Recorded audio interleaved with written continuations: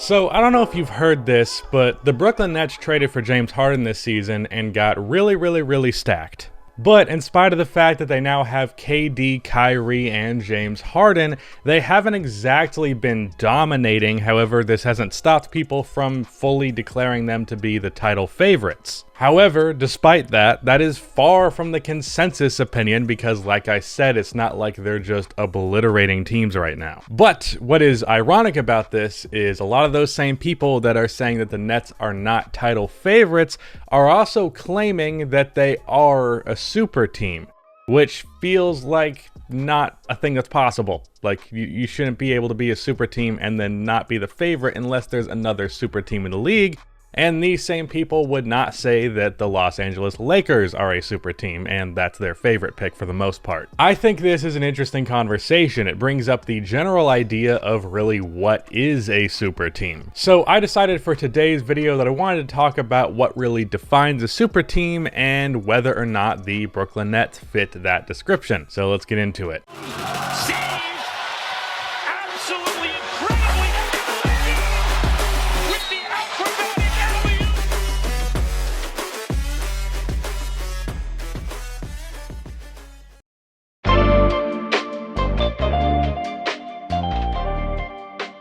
Before I continue on with this video, about half of the people that watch these videos are not subscribed, so if you fall into that 50%, then subscribe. Also drop a like on this video. It only takes 1 second and it makes a massive difference. Also, there is a new podcast out now with Swish Out as the newest guest, so go check that one out if you have not already.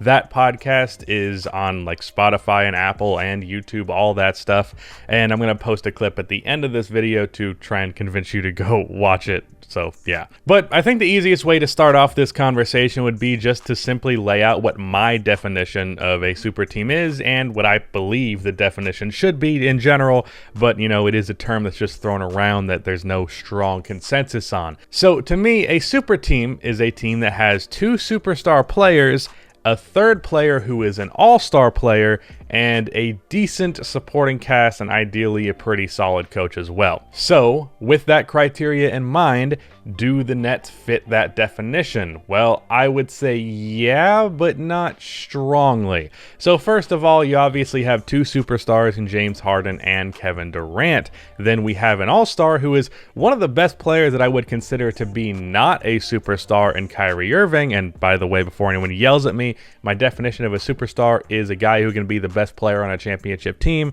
Don't think Kyrie is quite at that level, so don't yell at me. And on top of that, the supporting cast, it's not the best in the world, that's for damn sure, but Joe Harris is so good that it kind of carries over a good bit, like he's carrying the supporting unit, to be honest. DeAndre Jordan, while he's not what they need, he's not horrible. Jeff Green is really good, and when he comes back, Spencer Dinwiddie is a really good six-man option. On top of that, the coaching for Brooklyn seems to be fine. It's not standing out significantly one way or the other, but I think Steve Nash and the really deep like assistant coach lineup that they have has done a pretty good job. The supporting cast and coaching situation could be better, but I don't think it's bad enough to be like, no, this is not a super team. It is worth mentioning though that like we have barely seen these three, Kevin Durant, Kyrie, and James Harden, actually play together. Like I think it's been like 8 games in total, somewhere in that ballpark.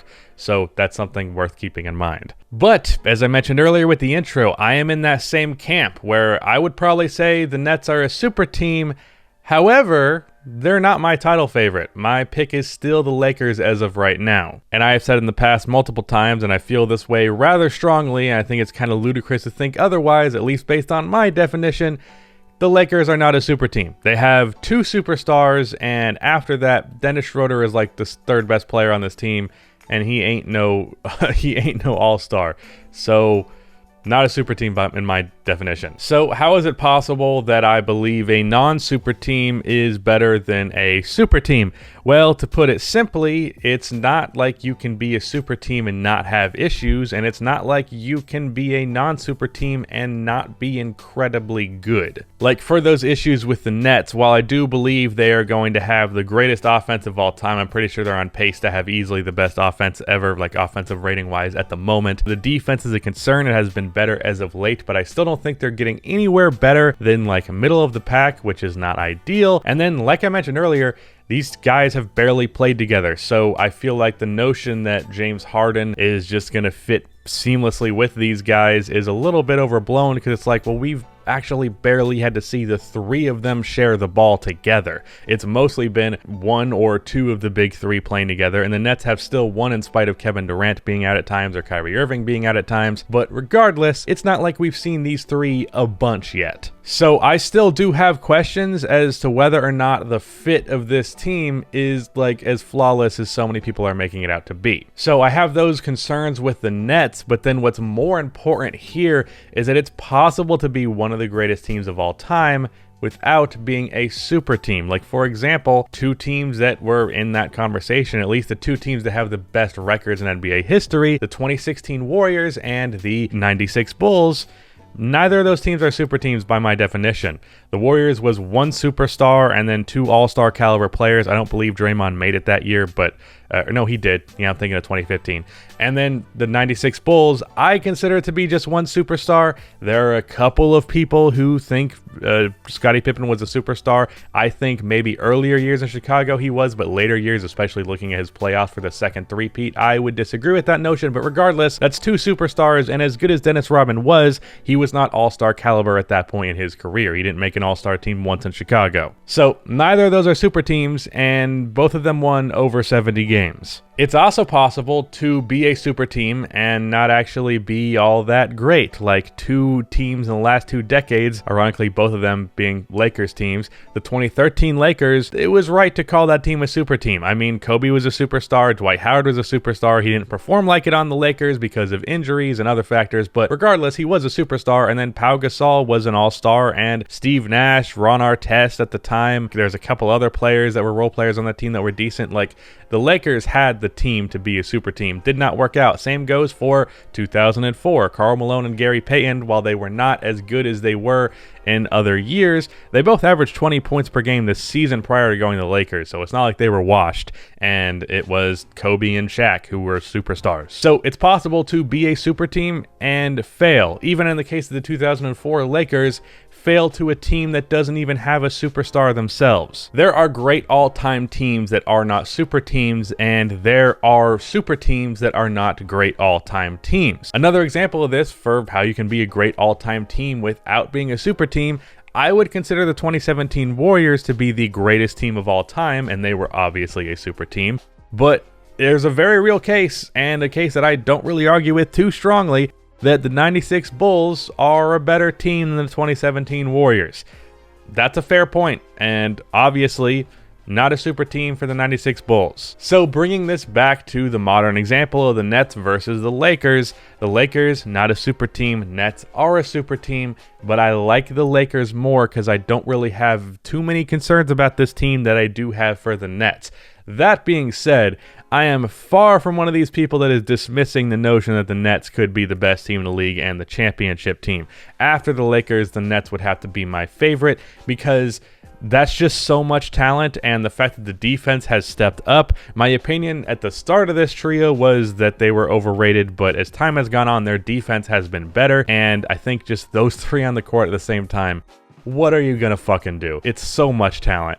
But I still think the Lakers are better just because they have a better team culture. They have LeBron James, which always helps. They have a better defense by a country mile. They have better depth, even though that's a sacrifice of not having another all-star caliber player. So I believe the Lakers are better than the Nets.